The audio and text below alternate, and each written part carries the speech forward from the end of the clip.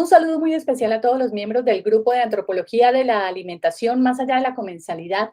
Muchísimas gracias a todas las personas que siguen compartiendo este material en sus redes sociales, a las que le han dado like en Facebook y a las que se han suscrito en el canal de YouTube El Sistema Cultural de la Alimentación. Para terminar esta temporada, en esta quinta entrevista hemos decidido desplazarnos hasta Ciudad de México para hablar con el antropólogo y etnohistoriador Alberto Peralta de Legarreta, que nos va a hablar de un tema que apasiona profundamente a los mexicanos. Se trata de la comida mexicana, la nominación al Patrimonio Inmaterial de la Humanidad. Vamos a preguntarle sobre este tema y otros que hacen referencia a la identidad mexicana a través de su gastronomía. Quédense, no se vayan, esto es Entrevistas Entre Mesas. Bueno, antes de comenzar, quiero contarles que Alberto Peralta de Legarreta es licenciado en Ciencias de la Comunicación por el Instituto Tecnológico y de Estudios Superiores de Monterrey. Es licenciado en Etnohistoria por la Escuela Nacional de Antropología e Historia.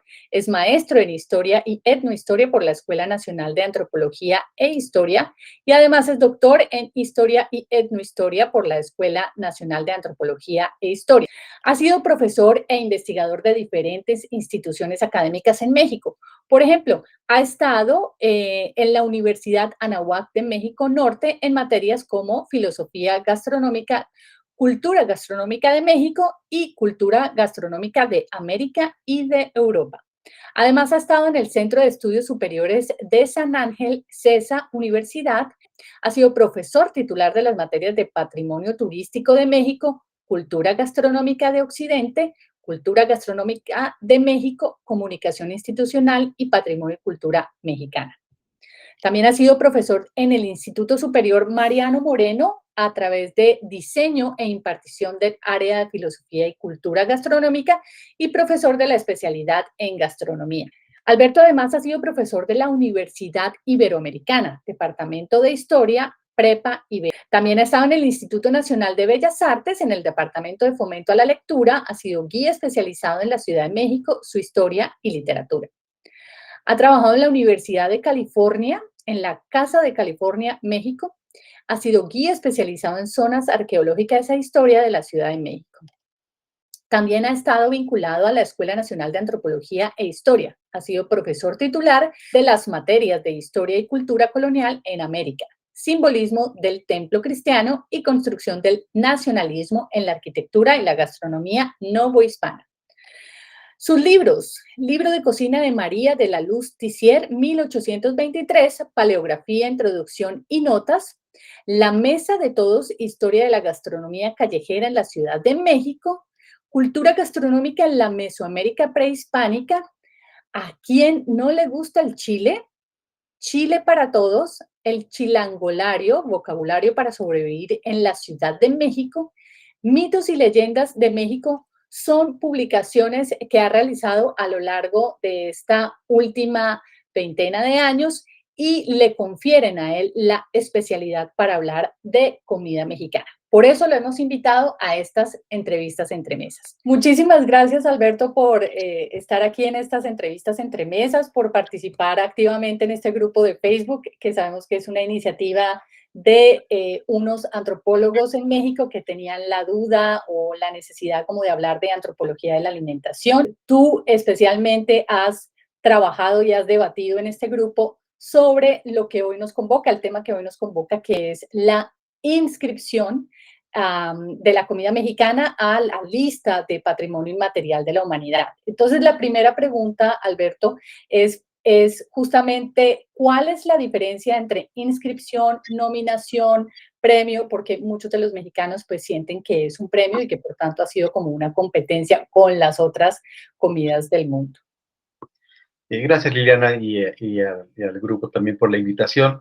Mira, realmente en México somos muy hipernacionalistas. Es algo que traemos puesto. La verdad, es algo que así nos hemos construido desde mediados del siglo XIX, ¿no? Un poco cuando nos separamos de España, encontramos que México pues, tenía que ser construido porque no existía como tal. Había sido Nueva España y había que construirlo.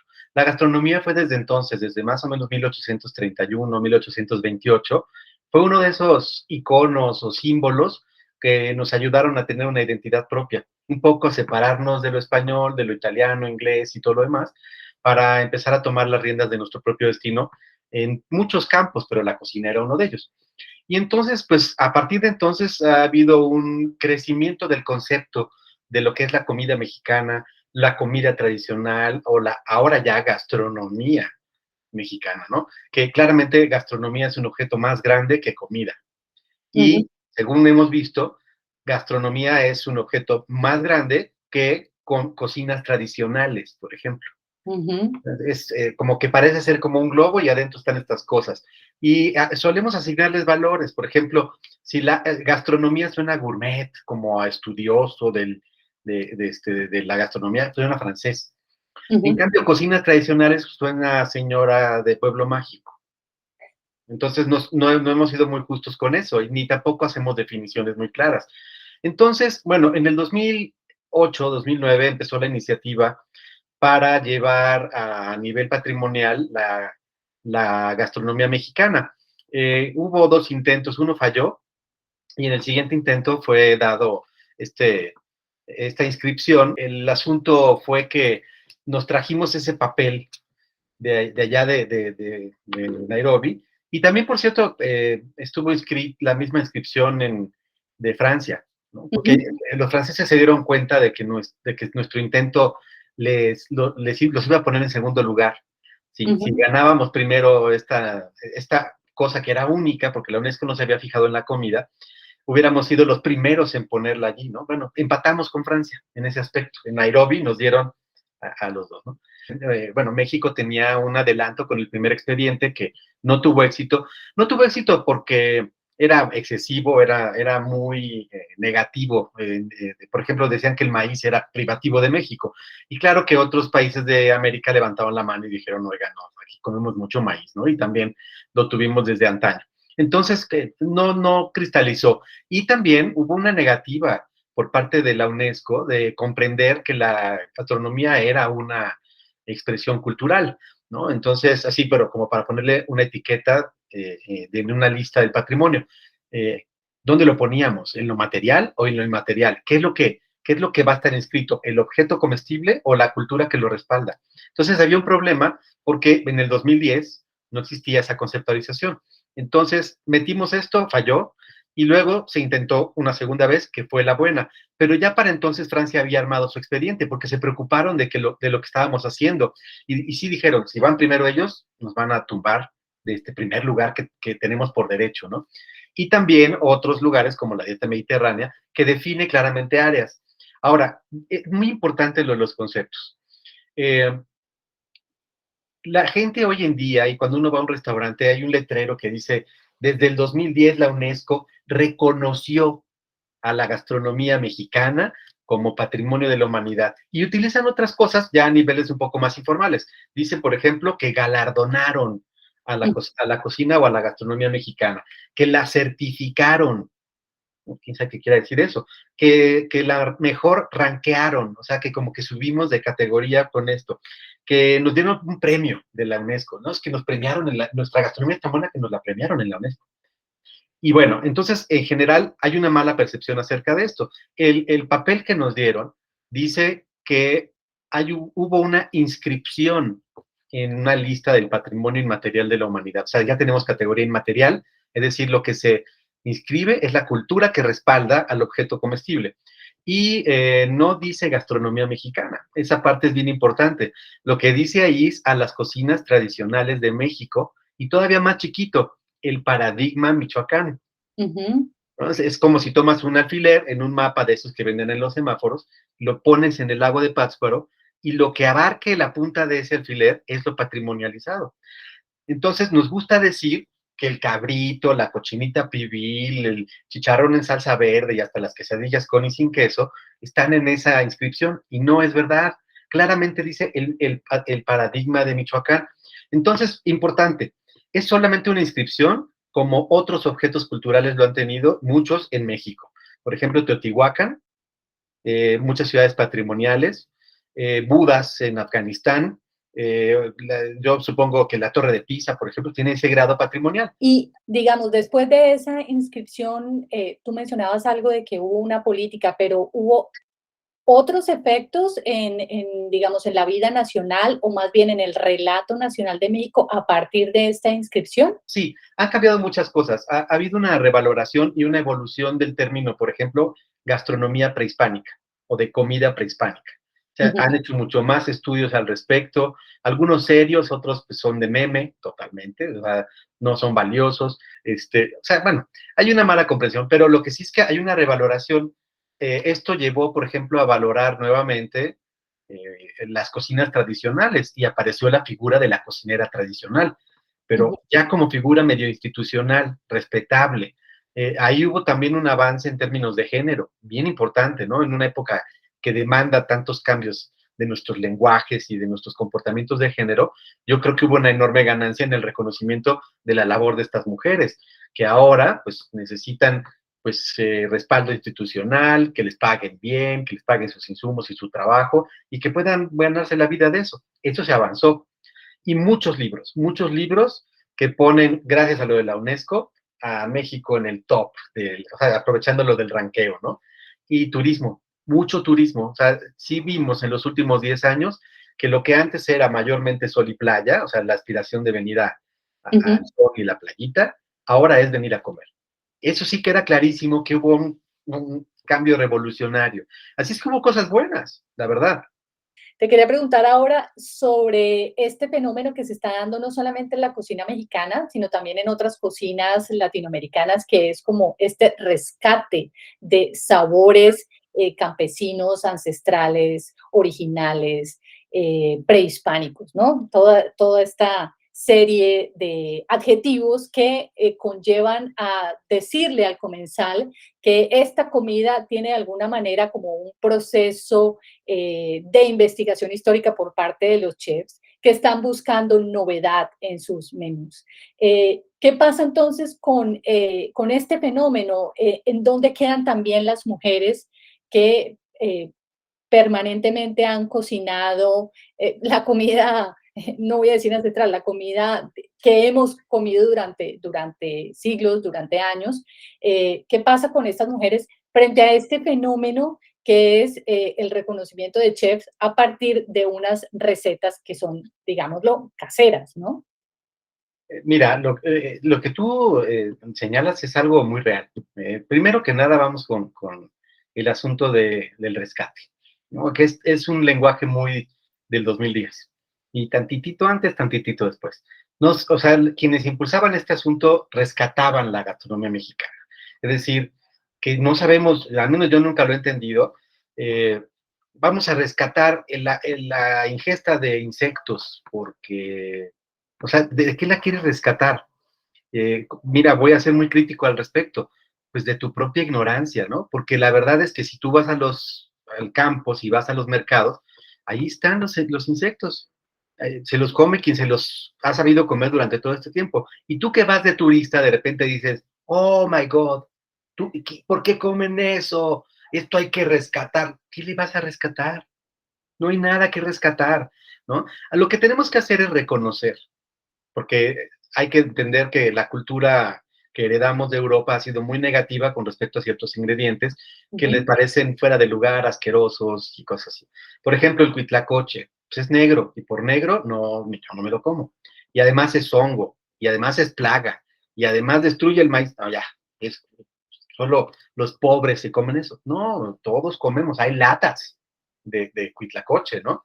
ujú. Entonces, no hay que rescatar el cuitlacoche, hay que reconocer su valor y darle la continuidad que requiere hacia el futuro, ¿no? O sea, hay que usarlo, hay que conocerlo, hay que comerlo, ¿no? Entonces, lo del rescate yo no estoy muy de acuerdo porque no creo que rescatemos nada. Algunas veces se hacen rescates de cosas. Por ejemplo, conozco a Rafael Mier, que es un experto en maíz y que ha estado yendo a los pueblitos ahí del Estado de México, donde la gente ya no siembra el maíz palomero, pero ya o sea, los hizo sacar las semillas y de veras lo rescató, o sea, ya hay otra vez maíz palomero mexicano, porque, a ver, ahí sí hay un rescate tal cual, pero hay algunas cosas que no. Y también creo que hay una desventaja mediática. Los chefs de los que hablabas tienen mucha exposición, tienen canales de YouTube, de Instagram, son TikTokers, y entonces necesitan mucho material, mucho material. Entonces luego van por allí de paseo al mercado de San Juan o se van allá a Malinalco y ven una fruta que en su vida han visto, porque a veces lo ignoran, no es mala onda, y entonces hacen un TikTok de el zapote amarillo. No, ¿a poco lo conocías? ¿No? Hay que rescatar este ingrediente y yo lo voy a hacer un mousse o no sé, alguna cosa. Sí. No está rescatando nada, está reconociendo un objeto del entorno y lo está incluyendo en esta cocina que él impulsa como nueva, creativa, innovadora, lo que sea. Entonces, sí es cierto que se le reconoce más mediáticamente a los chefs que a las señoras que cocinan allá en su pueblito y que son unas maravillas para la cocina, pero pues no tienen ni los medios para salir en sus canales de YouTube, ni a veces tampoco las palabras para expresar cómo hacer un platillo y todo esto, pues les faltan tablas, les falta educación, eh, tienen otras maravillas de educación, pero para eso a veces no nos funcionan. Y entonces, pues, como que se crean niveles. Entonces está la alta cocina, Ujú. y que es la de Instagram y TikTok, y abajo, a ver, forzosamente en este mundo polar, tiene que haber una arriba y una abajo. Entonces, ¿quién está abajo? Pues las señoras tradicionales, ¿no? Y peor aún para mí, que vivo en la ciudad y que no soy chef ni soy señora tradicional, pues yo soy mediocre, ¿no? O sea, yo estoy en medio, que ahí es donde yo pongo la cocina callejera, ¿no? No es nada de mediocre, nada más, pues como que no es ni para arriba ni para abajo, ¿no? Pero entonces se ha vuelto clasista el asunto. Y sí es verdad que a nuestras cocineras en los eventos para cocineras no les pagan sus viáticos, no les dan para sus transportes ni para sus insumos, les rentan espacios para estar allí. Se convierten en un showcase nada más para tomarse una foto allí con una mujer metateando, casi no hay hombres en eso. Y en cambio a los chefs sí se les ve en buenos hoteles, hasta con sombrita y saliendo en la tele y haciendo comentarios y evaluando la comida de las señoras. A ver, ¿por qué o cómo? ¿Con qué? Entonces, se ha creado este clasismo, o más bien se ha fomentado este clasismo ya preexistente. Y a mí me parece un poco triste ese asunto y sí creo que necesitaríamos igualar un poco las cosas.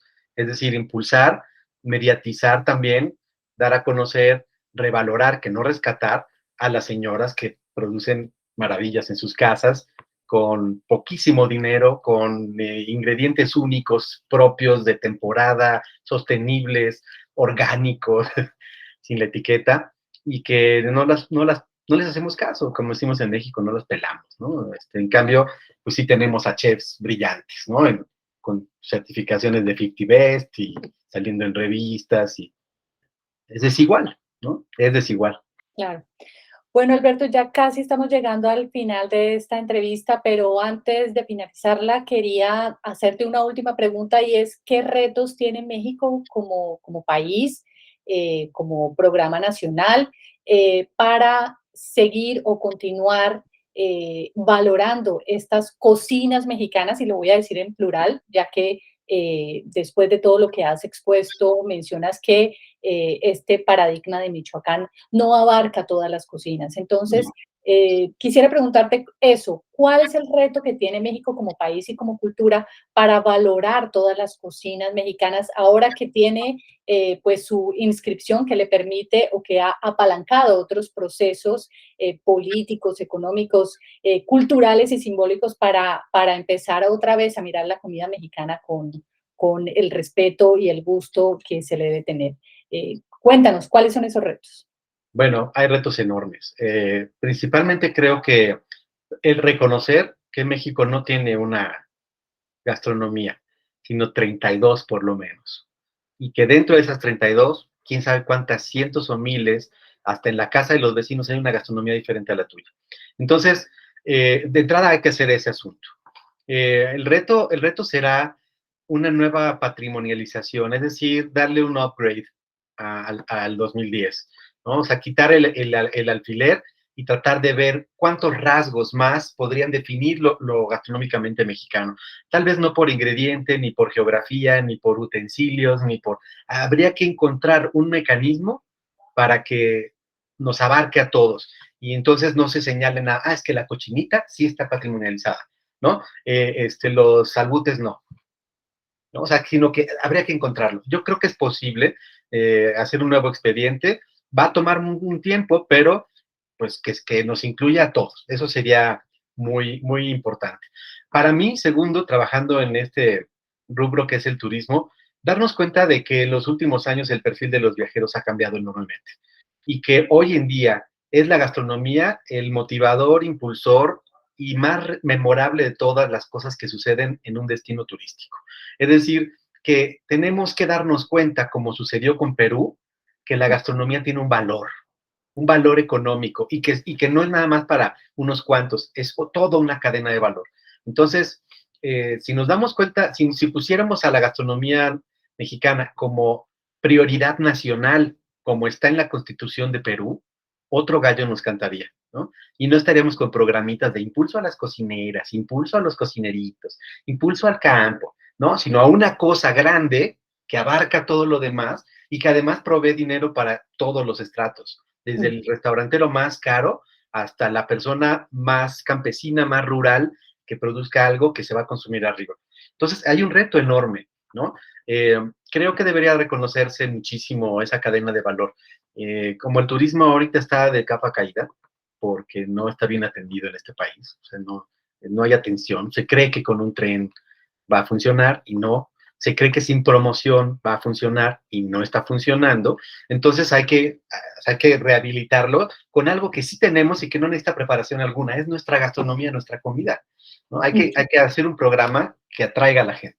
Esos serían unos grandes retos, probablemente haya más, pero en los que yo me fijaría. Una repatrimonialización, una nueva inscripción un poquito más grande, más abarcadora, y este asunto de notar que la gastronomía es un elemento valioso en todos los términos económicos, políticos y sociales de la sostenibilidad. Pues ahora sí hemos llegado al final. Alberto, muchísimas gracias por tu tiempo y por todas las enseñanzas que nos has dejado en estas entrevistas. Esperamos seguir contando con tus agudos comentarios en Un el grupo gusto. de Facebook y ya sabes que tienes abierto este grupo para que sigas publicando los libros, haciendo comentarios y recordándonos sobre la inscripción y no el premio de México. Exacto. Pues, Liliana, muchas gracias a ti y a todas las personas que nos estén oyendo y viendo. Muchas gracias.